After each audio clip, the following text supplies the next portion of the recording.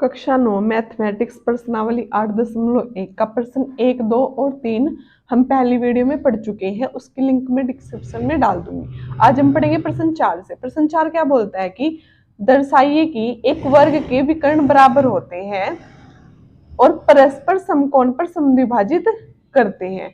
हमें दिखाना है कि हमारे पास एक वर्ग है, उसके हमें विकर्ण बराबर दिखाने हैं और वो विकर्ण समकोण पर समद्विभाजित करते हैं, ये भी हमें दिखाना है।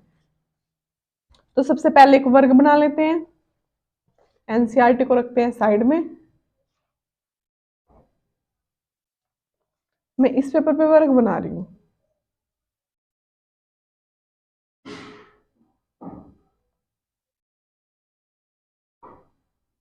ये हो गया हमारा वर्ग ए, बी, सी और डी। तो वर्ग की कंडीशन क्या होती है कि वर्ग की सारी भुजाएं क्या होती हैं, समान होती हैं और वर्ग के प्रत्येक कोण कितने का होता है, 90 अंश का होता है। तो वर्ग की जो कंडीशन होती है पहले वो लिख लेते हैं। प्रश्न 4 में दिया है ए बी सी डी एक वर्ग है। ठीक है, वर्ग है तो क्या होगा, ए बी बराबर होगी बी सी के, बी सी बराबर होगा सी डी के और सी डी बराबर होगा डी ए के। कि वर्ग की चारों भुजाएं बराबर होती हैं और अगर वर्ग है तो क्या होगा, प्रत्येक कोण कितने का होगा, 90 अंश का। कोण सी बराबर कोण डी बराबर 90 अंश। ये हो गया हमारे पास वर्ग की कंडीशन। अब हमें सिद्ध क्या करना है वो देखते हैं। सबसे पहले सिद्ध करना है कि जो वर्ग के विकर्ण हैं वो आपस में क्या होंगे, बराबर होंगे। योगी विकर्ण ऊपर से विभाजित करते हैं। ठीक है, वर्ग के विकर्ण बराबर होंगे तो हमें दिखाना है ए सी बराबर बी डी के। सेकंड चीज, सेकंड में हमें क्या दिखाना है कि जो विकर्ण है ना वो समकोण पर समद्विभाजित करते हैं। समकोण का मतलब प्रत्येक कोण कितने का होगा, यहाँ पे 90 का, और समद्विभाजित मतलब समान दो हिस्सों में, ए ओ बराबर ओ सी के और डी ओ बराबर ओ डी के। ये भुजा इस भुजा के बराबर होगी, ये भुजा इस भुजा के बराबर होगी और प्रत्येक कोण 90 का होगा। ये हमें चीजें दिखानी है। तो हमें करना है कि ए ओ बराबर ओ सी के तथा डी ओ बराबर ओ बी के। एक चीज ये दिखानी है। तीसरी क्या दिखानी है, ये तो हो गया समद्विभाजित। अब उसने कहा कि समकोण पर, समकोण का मतलब प्रत्येक कोण कितने का होगा, 90 का। तो कोण ए ओ बी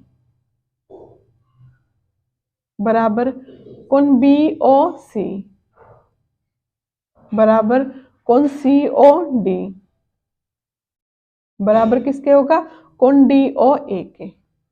और चारों कोण कितने के होंगे, 90 के, मतलब समकोण। तो ये तीन चीजें हमें सिद्ध करनी है। अब आते हैं हम हल पर। पहली चीज सिद्ध करते हैं। अब पहली चीज में हमें क्या दिखाने हैं, विकर्ण बराबर दिखाने हैं। तो हम इस चित्र में वे दो त्रिभुज लेंगे जिन त्रिभुजों में ये दो भुजा होंगी ए सी और बी डी। अब देखो ए सी भुजा यहाँ है और बी डी भुजा यहाँ है। तो ए सी भुजा इस त्रिभुज में आएगी और बी डी भुजा इस त्रिभुज में आएगी। तो हम ये दो त्रिभुज लेके चलते हैं। दोनों त्रिभुजों को क्या दिखा देंगे, सर्वांगसम दिखा देंगे। अगर दोनों त्रिभुज सर्वांगसम हो गए तो ये दोनों भुजा भी आपस में क्या हो जाएंगी, बराबर। तो हम लेके चलते हैं त्रिभुज डी ए बी व त्रिभुज सी बी ए में हमें तीन चीजें बराबर दिखानी है। अब देखो इस वाले त्रिभुज में और इस वाले त्रिभुज में ये भुजा इस भुजा के बराबर है और इस वाले त्रिभुज में इस वाले त्रिभुज में ये भुजा उभयनिष्ठ है। तो दोनों चीजें लिख दो कि ए डी बराबर बी सी के, ये हमारे पास दिया है। ठीक है, और ए बी बराबर ए बी के, ये दोनों त्रिभुजों में आ रही है तो क्या हो जाएगी, उभयनिष्ठ भुजा। ये है हमारे पास उभयनिष्ठ भुजा। अब तीसरी चीज हमें देखनी है। देखो इस त्रिभुज में कोण ए और इस त्रिभुज में कोण बी आपस में बराबर है, क्योंकि दिया है हमारे पास कि कोण ए बराबर है कोण बी के। तो कोण ए बराबर कोण बी के, कितने के हैं दोनों, 90 अंश के। ये भी हमारे पास दिया है। ठीक है, तो तीनों चीजें दिखा दी हमने। तो एस ए एस से भुजा कोण भुजा से दोनों त्रिभुज क्या हो जाएंगे, सर्वांगसम। त्रिभुज डी ए बी सर्वांगसम है त्रिभुज सी बी ए के। अब अगर दोनों त्रिभुज सर्वांगसम है तो सर्वांगसम की कंडीशन से इन दोनों त्रिभुज की सारी भुजाएं बराबर हो जाएंगी। तो इस त्रिभुज की ये भुजा और इस त्रिभुज की ये भुजा आपस में क्या हो जाएंगी, बराबर। तो हम लिख सकते हैं कि ए सी बराबर बी डी के। ये हुआ सीपी सीटी से सर्वांग क्षमता की कंडीशन से। ठीक है, अब आते हैं सेकंड पार्ट पर। सेकंड पार्ट में हमें दिखाना है कि ए ओ बराबर ओ सी और डी ओ बराबर ओ बी। तो हम दो त्रिभुज लेके चलते हैं, एक त्रिभुज ये और एक त्रिभुज ये। इसमें चारों भुजाएं आ रही है, ये भुजा भी और ये भी। ठीक है, तो ये वाला और ये वाला त्रिभुज लेते हैं। त्रिभुज ए ओ डी, त्रिभुज ए ओ डी व त्रिभुज बी ओ सी। इसमें भी हमें तीन चीज बराबर दिखानी है। तो देखो, इस त्रिभुज में ये भुजा इस भुजा के बराबर है, तो ए डी बराबर है बी सी के। ये हमारे पास दिया है। वर्ग की सभी भुजाएं क्या होती हैं, बराबर। अब देखो, जो वर्ग है हमने पीछे पढ़ा है कि जो वर्ग है वही समांतर चतुर्भुज भी होता है, क्योंकि वर्ग की कंडीशन और समांतर चतुर्भुज की कंडीशन सेम सेम होती है। तो अगर कोई वर्ग है तो वो समांतर चतुर्भुज भी होगा। तो अगर समांतर चतुर्भुज है तो ये भुजा इस भुजा के समांतर होगी और ये एक तिर्यक रेखा होगी। तो जब ये दो भुजा समांतर है एक दूसरे के और ये तिर्यक रेखा है, ये भी एक तिर्यक रेखा है, तो इनके एकांतर अंतःकोण क्या होंगे, बराबर। ये कोण इस कोण के बराबर होगा, ये कोण इस कोण के बराबर होगा। तो इसका हमने नाम ले लिया एक, इसका नाम रख लिया दो, इसका तीन और इसका चार। ठीक है, क्योंकि AD समांतर है BC के, AC और BD तिर्यक रेखा है, तो इसलिए एकांतर अंतःकोण आपस में बराबर होंगे। कोण एक बराबर होगा कोण दो के और कोण तीन बराबर होगा कोण चार के। तो हम लिख देते हैं कि कोण एक बराबर होगा कोण दो के और कोण तीन बराबर होगा कोण चार के। क्यों? क्योंकि एकांतर अंतःकोण बराबर होते हैं। एकांतर अंतःकोण बराबर होते हैं। तो तीन चीजें होगी, ए से कोण भुजा कोण से दोनों त्रिभुज क्या हो जाएंगे, सर्वांगसम। त्रिभुज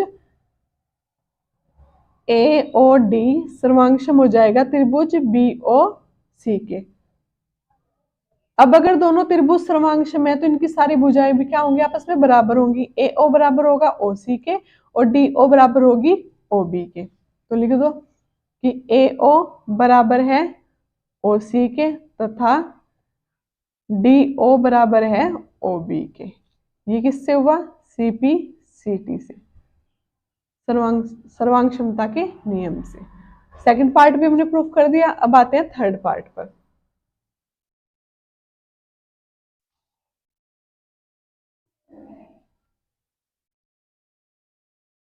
थर्ड पार्ट में क्या बोलता है कि हमें तीनों कोण किसके दिखाने हैं, 90 अंश के दिखाने हैं। तो देखो, हम दो त्रिभुज लेके चलेंगे, ये वाला त्रिभुज और ये वाला त्रिभुज। ये दो त्रिभुज लेने से हम ये दो कोण बराबर दिखा देंगे। अगर दो कोण बराबर दिखा देंगे तो हमारे लिए आसान हो जाएगा 90 कोण दिखाना, मतलब एक कोण 90 का दिखाना। तो हम लेके चलेंगे ए ओ बी और बी ओ सी। त्रिभुज ए ओ बी व त्रिभुज बी ओ सी में इसमें क्या है कि ए ओ बराबर है ओ सी के। अभी पार्ट सेकंड में कराया है हमने, तो हम लिख देंगे किस किस त्रिभुज से कराया हमने वो, त्रिभुज AOD सर्वांगसम है त्रिभुज BOC के। अभी हमने ये और ये त्रिभुज सर्वांगसम दिखाया ना, तभी तो ये दोनों आपस में बराबर आए। तो AO बराबर OC के, क्यों? क्योंकि ये दो त्रिभुज क्या है, सर्वांगसम है। दूसरी चीज, ये भुजा इसमें भी आती है और इसमें भी आती है, तो BO क्या है, उभयनिष्ठ। BO बराबर BO, ये है हमारे पास उभयनिष्ठ भुजा। दो चीजें दिखा दी हमने। अब तीसरी चीज हम क्या दिखाएंगे कि भुजा AB बराबर है BC के। ये हमारे पास दिया है क्योंकि वर्ग की सभी भुजाएं क्या होती हैं, आपस में बराबर, तो इसलिए दोनों त्रिभुज क्या हो जाएंगे, सर्वांगसम। भुजा भुजा भुजा से त्रिभुज AOB सर्वांगसम है त्रिभुज BOC के। ठीक है, ये हमने दिखा दिया। अब अगर दोनों त्रिभुज सर्वांगसम दिखा दिए हमने, तो सर्वांगसम की कंडीशन से ये दो कोण भी आपस में बराबर होंगे। तो कोण AOB बराबर होगा कोण BOC के। अतः कोण AOB बराबर होगा कोण BOC के। किससे, CP CT से। ये हमने इक्वेशन फर्स्ट मान ली। ठीक है, अब देखो हमें प्रत्येक कोण 90 का दिखाना है ना, तो हम ये लेके चलेंगे, ये एक रेखा युग्म बनना है। इन दोनों कोणों का योग कितना होगा, 180। ठीक है, क्योंकि कोण AOB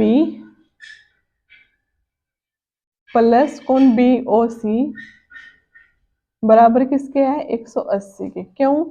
क्योंकि ये क्या है, एक रैखिक युग्म। ठीक है, अब AOB की जगह हम क्या लिख सकते हैं, BOC। AOB की जगह लिख दिया हमने BOC, और यहाँ पे भी BOC बराबर 180। ये लिखा हमने समीकरण 1 से। ये दो BOC हो जाएंगे बराबर 180। ये गुना में इधर भाग में जाएगा, तो BOC बराबर 180/2, तो किसके आ जाएगा, बराबर 90 के।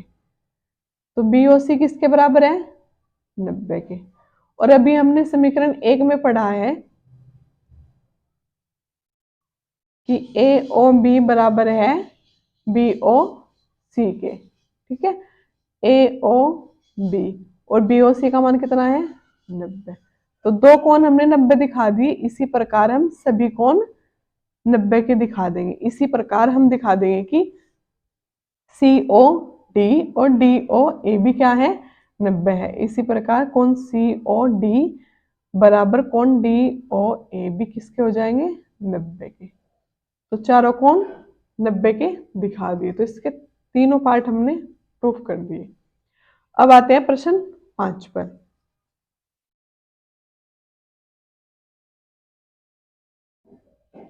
प्रश्न 5 में क्या बोलता है कि दर्शाइए कि यदि एक चतुर्भुज के विकर्ण बराबर हो और परस्पर समद्विभाजित करें।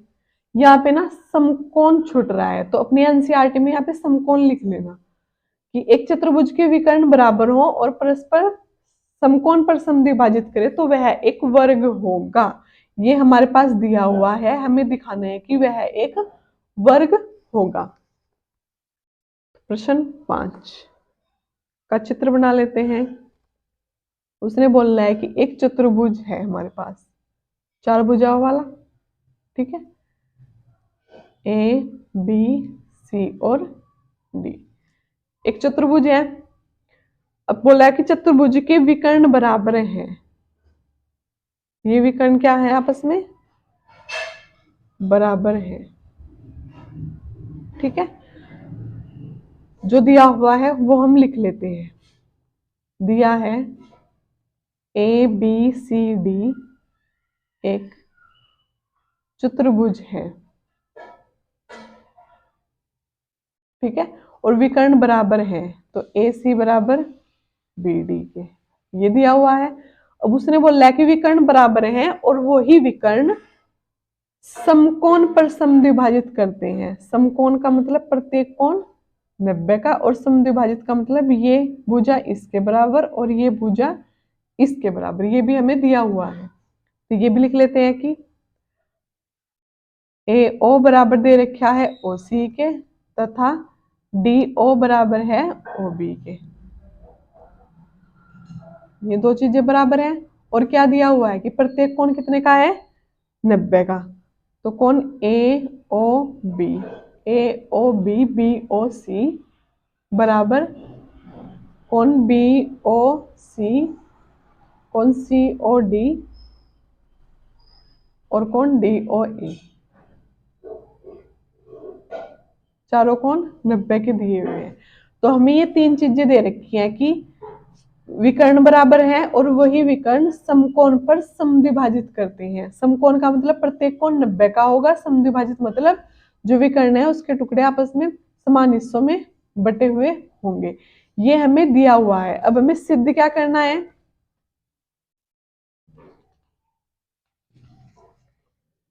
हमें सिद्ध करना है कि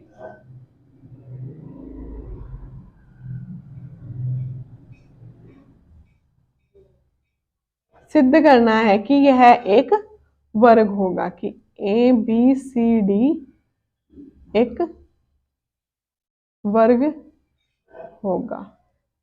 ये हमें सिद्ध करना है। अब वर्ग दिखाने के लिए हमें क्या दिखाना पड़ता है, किसी भी चतुर्भुज को अगर हम वर्ग दिखाना हो तो हमें दिखाना पड़ेगा कि उसकी चारों भुजाएं आपस में क्या है, बराबर है और प्रत्येक कोण कितने का है, 90 का है। अर्थात अगर वो वर्ग है तो हमें क्या दिखाना पड़ेगा कि चारों भुजाएं बराबर है, AB बराबर BC के बराबर CD के और बराबर DA के, और प्रत्येक कोण 90 का। कोण A बराबर कोण B बराबर कोण C बराबर कोण D बराबर 90 के। ये हमें दिखानी है दो चीजें। अगर ये दो चीजें हमने दिखा दी तभी वो क्या होगा, वर्ग होगा। तो हल करते हैं। देखो हम सबसे पहले भुजा बराबर दिखाते हैं। तो भुजा बराबर दिखाने के लिए हम दो त्रिभुज लेके चलेंगे, AOB और BOC। अगर ये दो त्रिभुज हमने सर्वांक्षम दिखा दिए तो ये दो भुजा आपस में क्या हो जाएंगी, बराबर। ठीक है, तो हमें भुजा ही बराबर दिखानी है, AB बराबर BC के। तो हम लेके चलते हैं त्रिभुज AOB व त्रिभुज BOC में, इन दो त्रिभुज में। ठीक है, इन दो त्रिभुज में हमें क्या दिखाना है, देखो क्या दिया हुआ है, AO बराबर OC के दिया हुआ है, AO बराबर OC के। ठीक है, और AOB बराबर BOC के बराबर 90, कोण भी बराबर दिए हुए हैं। तो लिख दो कि AOB बराबर कोण BOC बराबर 90 के। ये दोनों चीज हमारे पास दिया है। ठीक है, तीसरी चीज रह गई है। तीसरी चीज हम क्या दिखानी है, देखो इस त्रिभुज में और इस त्रिभुज में ये भुजा उभयनिष्ठ है, वो इधर भी आ रही है और इधर भी आ रही है। तो BO बराबर BO के, ये है हमारे पास उभयनिष्ठ भुजा। हमने तीनों चीज दिखा दी। SAS से दोनों त्रिभुज क्या हो जाएंगे, सर्वांक्षम। त्रिभुज AOB सर्वांक्षम हो जाएगा त्रिभुज BOC के।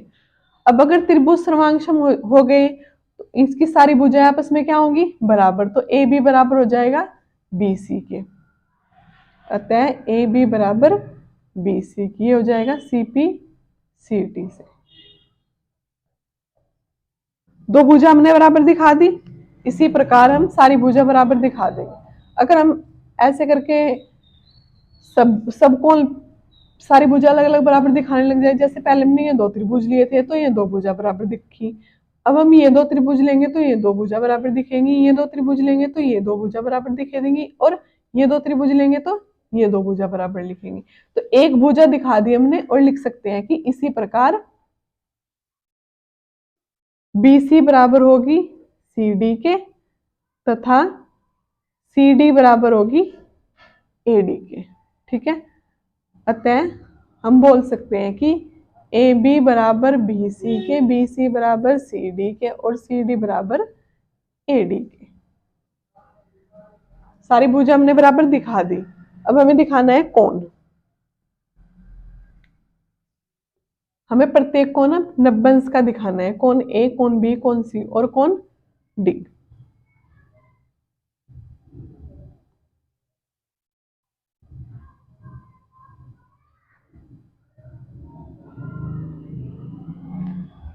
सबसे पहले में क्या दिखाना पड़ेगा, हमें दिखाना पड़ेगा कि कोण ए बराबर कोण बी के, हमें ये दो कोण आपस में बराबर दिखाने पड़ेंगे, तो हम आसानी से दिखा देंगे फिर।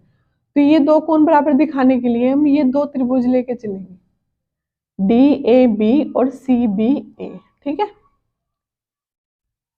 त्रिभुज डी ए बी व त्रिभुज सी बी ए में, इन दो त्रिभुज में हमें दिखाना है पहले ए सी बराबर बी डी के। इन दो त्रिभुज में एक चीज है कि ए सी बराबर किसके है, बी डी के। तो लिख दो कि ए सी बराबर बी डी की। ये हमारे पास दिया हुआ है कि चतुर्भुज के विकर्ण बराबर हैं। दो चीजें मैंने बराबर दिखा दी, एक ए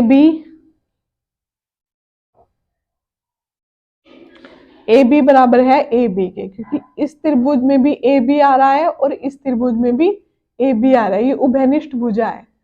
तो ए बी बराबर ए बी के, ये है हमारे पास उभयनिष्ठ भुजा। ठीक है, अब तीसरी चीज हमें दिखानी है,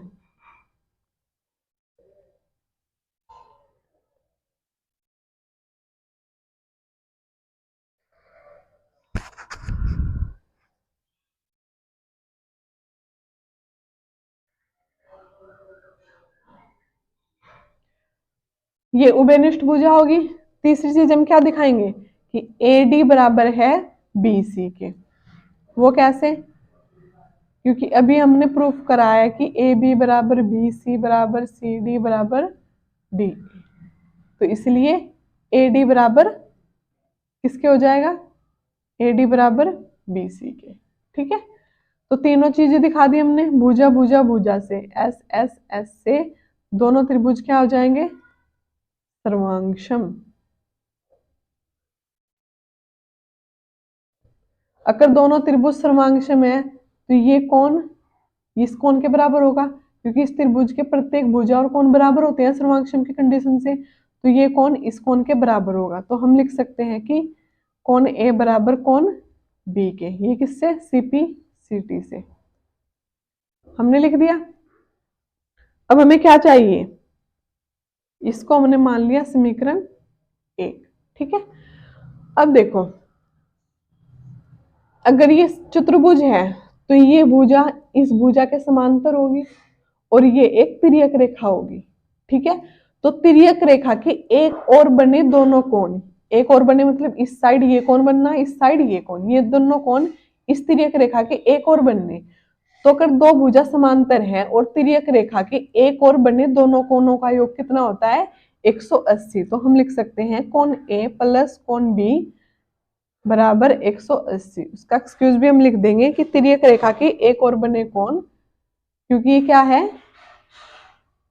तिर्यक रेखा के एक और बने कोण है, एक ही और बने कोण है, और तिर्यक रेखा के एक ही और बने कोणों का योग कितना होता है, 180। अब कोण ए की जगह हम क्या लिख सकते हैं, कोण बी। ये हमने लिखा है समीकरण 1 से। ठीक है, ये हो जाएगा दो कोण बी बराबर 180। कोण बी का मान यहां से निकल जाएगा 90। ठीक है, कोण बी कितना आ गया, 90 अंश।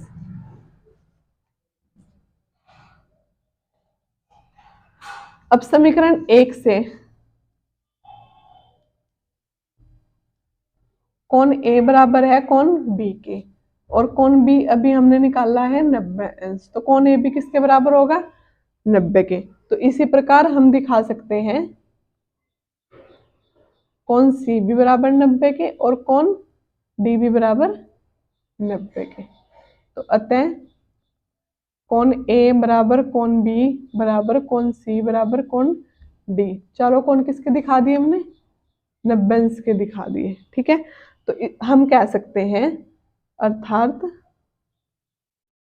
ABCD एक वर्ग होगा, और यही हमें दिखाना था। ठीक है, नेक्स्ट पर्सन नेक्स्ट वीडियो में। वीडियो अच्छी लगी हो तो लाइक करें, शेयर करें, कमेंट करें और चैनल को सब्सक्राइब करना ना भूलें।